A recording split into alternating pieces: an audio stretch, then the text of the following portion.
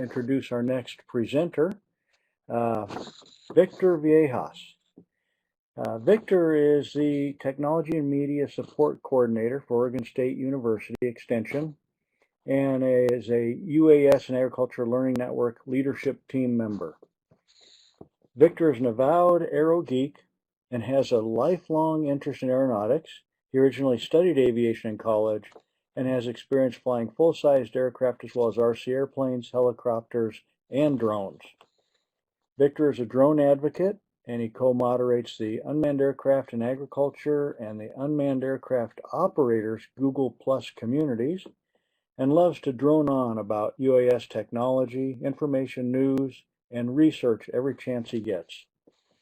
Victor also has the unusual distinction of being the world's #1 composer of quirky drone songs, published under the moniker Drone Singer.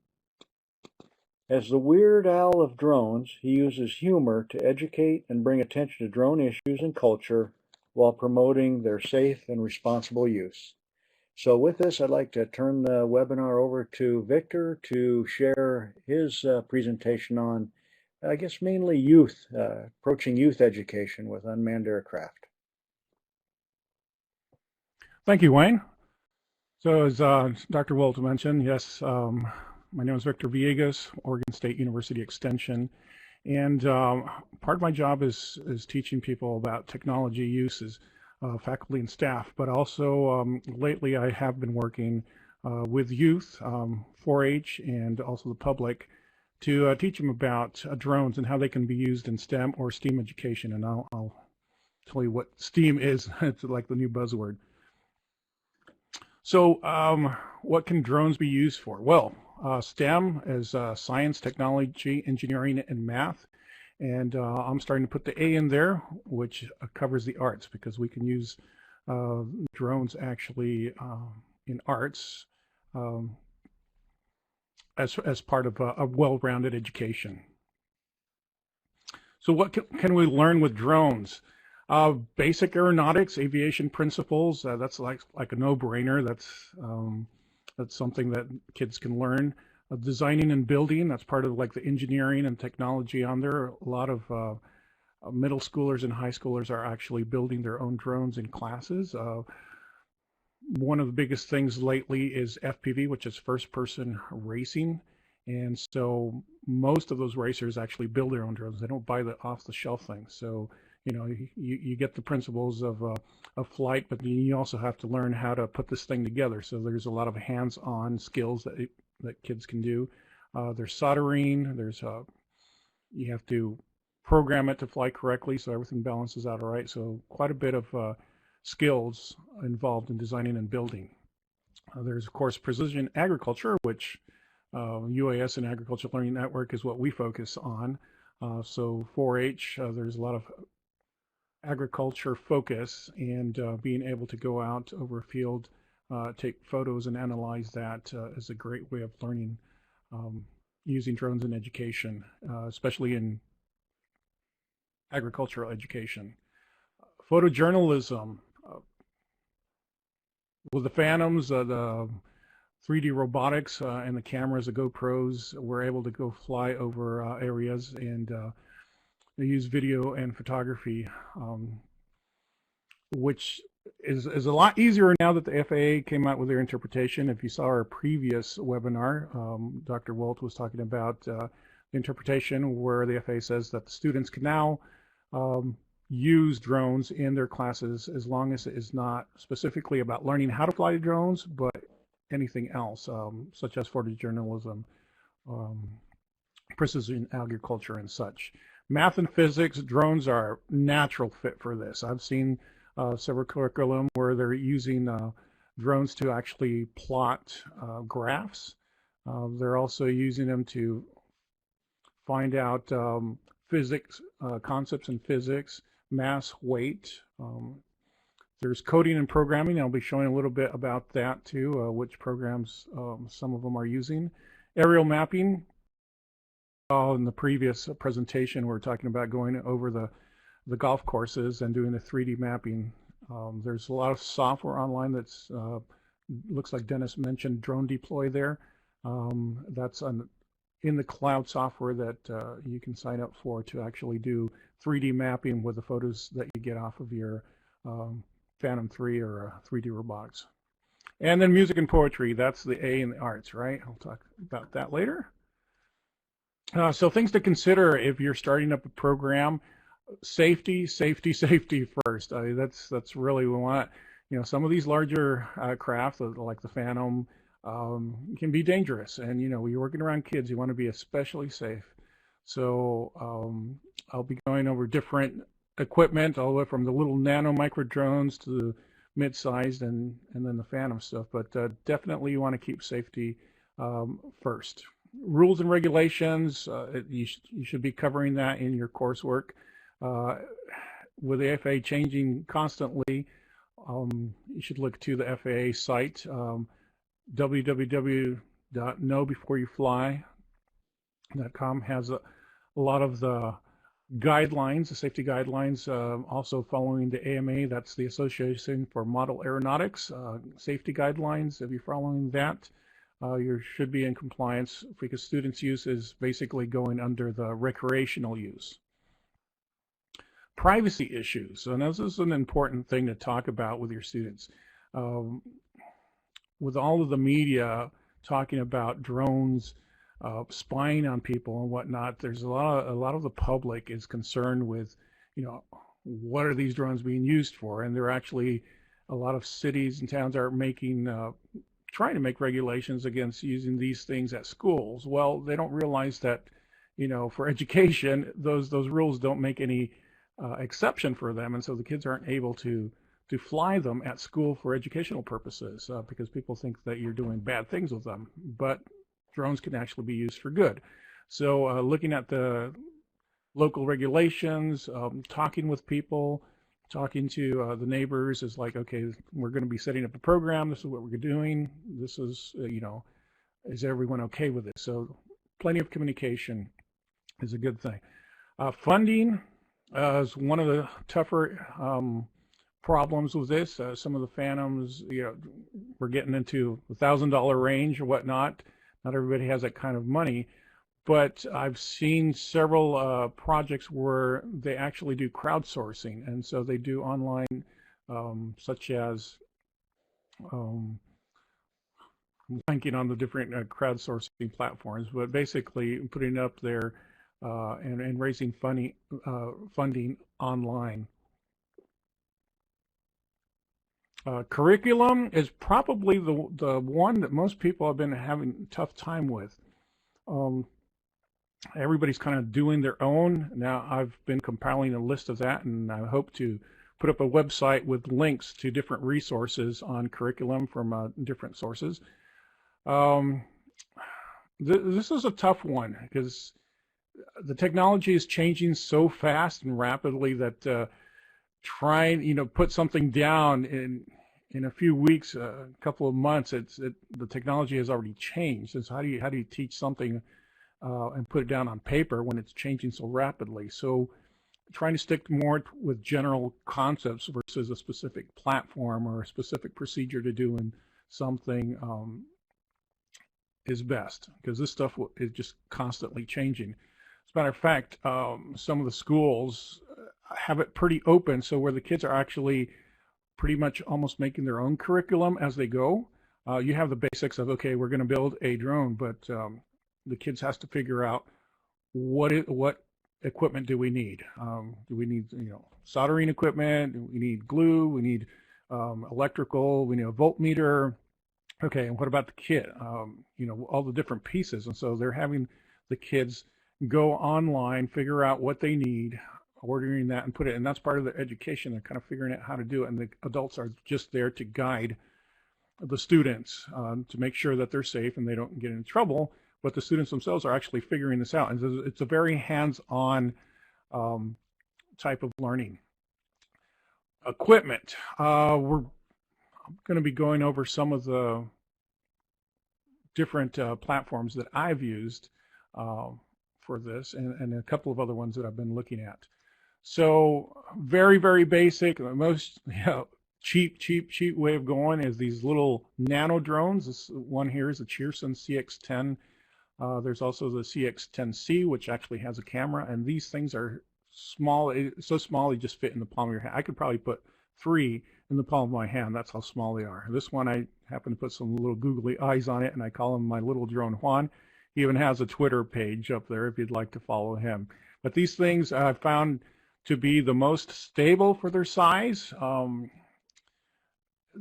They're very inexpensive. They're about probably $15–16 now for each if you buy them in quantities, maybe even cheaper than that. They're very durable, very stable for their extreme small size. They come with some extra props on it, a little battery, it's a LiPo battery with a USB cord and a little controller, just ready to fly out of the box, basically. Fairly indestructible. They're so lightweight that you crash them, you know, worst thing usually happens is you might get a bent prop, so you can bend it back in position, or if you break it, you just put on another prop and away you go. So great way to get kids learning how to fly them. Now, since they are small, they're a little tricky to fly.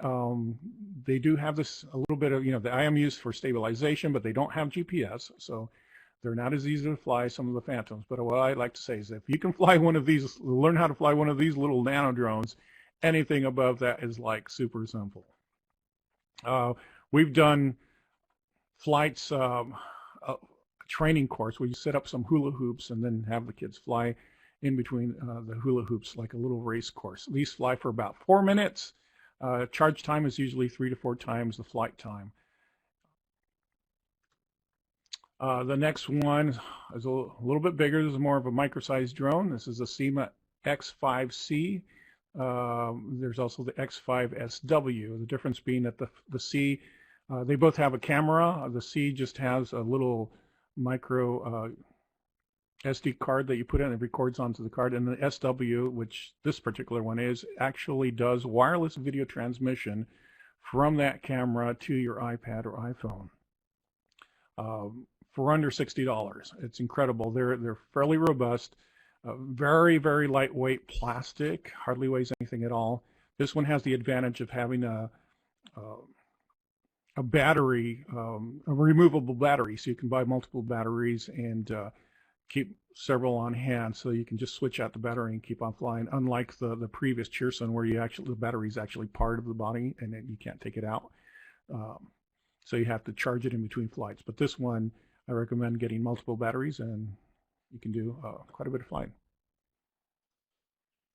The Parrot mini drones, these are around $100 or so. There's different variations. This one's the airborne cargo drone. There's also the spider drone. There's well, they pretty much look about the same and function the same. This one lets you put little Lego pieces on the top, if you can see there. They have protectors on the props. Also, this particular one is these little mini drones have like a little fail-safe thing. If anything gets on the prop, the motors actually stop, so it's pretty safe. What I really like about this one, though, is that you can use an app. This is a free app available on iOS, I believe Android also. It's called the Tickle App. And what the Tickle App allows you to do is to connect to the Parrot drones, not only the flying ones, but they also have the ground drones. And so this Tickle app basically teaches block programming. So it's computer programming, but not in terms of straight code. You actually get these blocks, and each block has the code behind it, but the kids don't have to do all of the, you know, like the typical stuff they would do in PHP or some other programming languages. It's very just language. So we can see an example right here is when starting to play, take off. The next step is set maximum height to 2 meters, and that variable you can change. So 3 meters, 4 meters, whatever you want. You can also change that to feet versus meters if you want to. Then there's a broadcast saying that it took off. The next block is fly forward for 0.5 seconds. And then it says broadcast a flip, repeat 3 times. So we'll actually do 3 flips and then wait 1 second, turn right by 90 degrees and land. And so this is basically a program to fly the Parrot drone autonomously.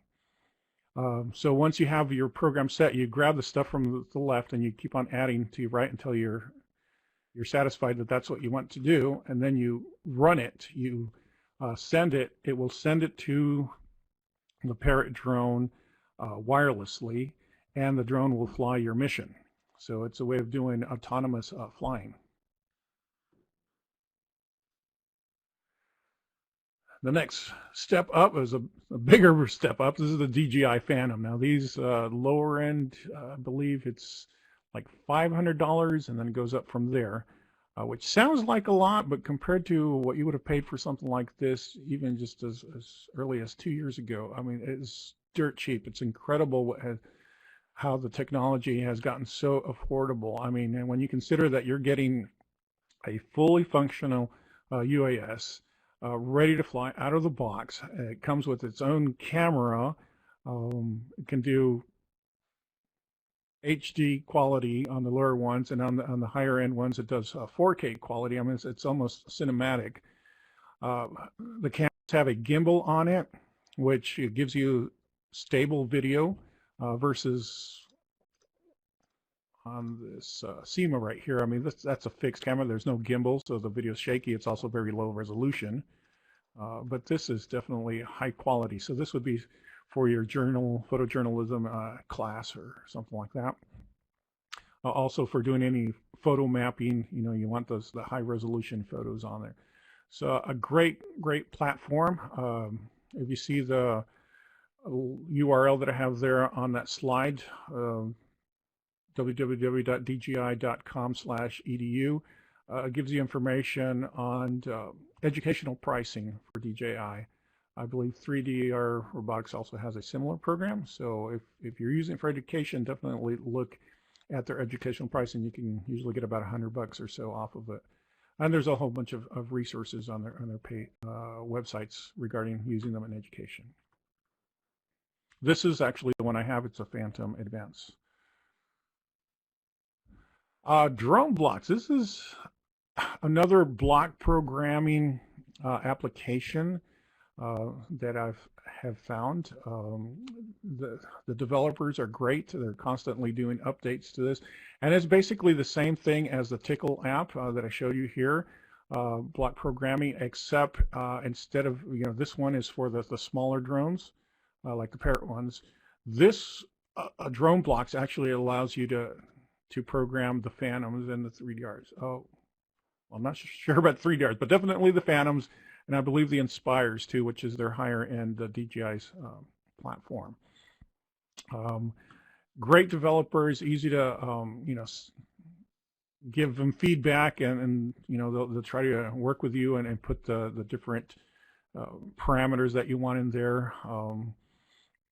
They are working on actually being able to save these and the programs. So like one class can do it, and then you can save it, email it to someone else, they can upload it and then use their program, and even be able to at some point be able to fly a program somewhere else in the country. You know, so you're not doing it directly. Lots of interesting stuff coming out of drone blocks, so definitely take a look at them. They also have some curriculum available online, and there's a URL for that. Now this one, the Parallax, is being sold as a quadcopter kit for building drones. For education, I have not used it myself, but it looks pretty interesting. It looks fairly robust, and you see all the different parts that you get here. So there'd be one you'd probably want to take a look at. Again, I haven't personally used it, but they do have some tutorials online and some curriculum that is worth taking a look at, and that's available for free. Another one that I have my eye on right now is Fly Bricks. So this would be something probably for elementary kids. And you see the kit here. You put it together kind of Lego-like. They say you can do it from, you know, beginning to end, to complete for liftoff in 15 minutes. It's kind of like plug and play. It's a crowdsource one. I don't think it's out just yet, but it's one I'm keeping my eye on.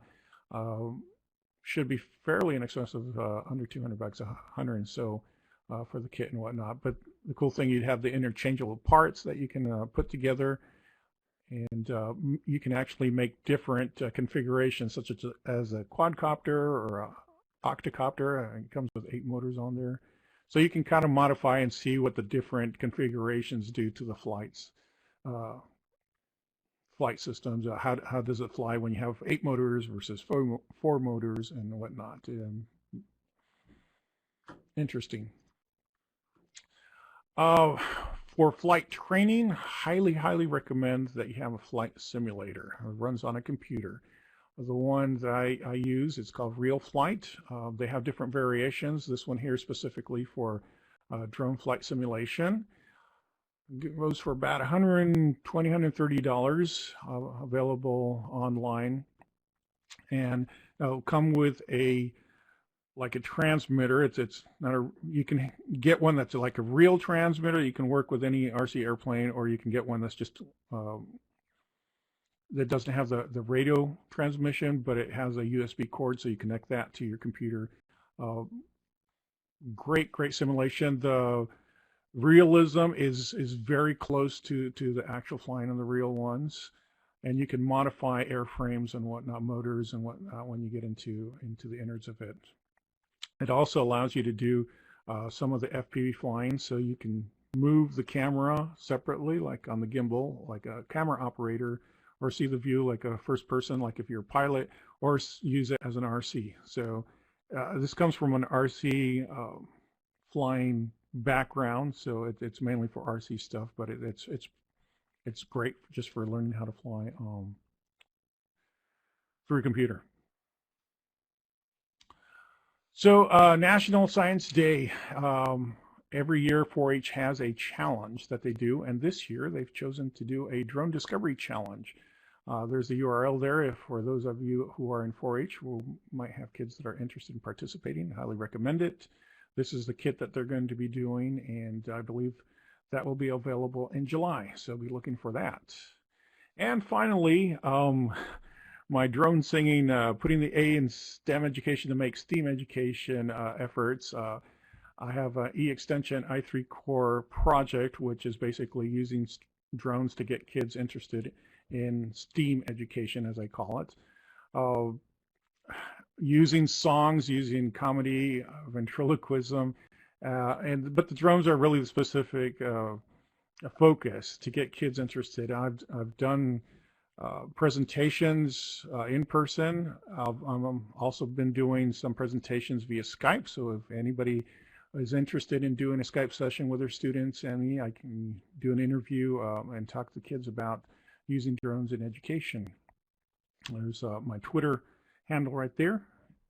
You can look me up. And this has led to me, I was invited by USDA NIFA to go to the USA Science and Engineering Festival in DC in April. And I'd like to give big thanks to them for inviting me to do this. I was able to showcase drones to kids. Kids were just absolutely fascinated. I was there all day long, and there was just a steady stream of kids. There's thousands of kids that I saw. The parents actually had to pull them away. They were so interested in this stuff. So great platform, great tool to get kids interested in STEM education.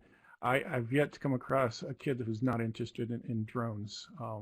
So it's kind of my hook to get them into science and technology. So that's it. Here's my contact information if you want any more. Again, I'm going to be putting out a web page with links to resources to drones in STEM education. So thank you very much. I'll pass it on back to Wayne.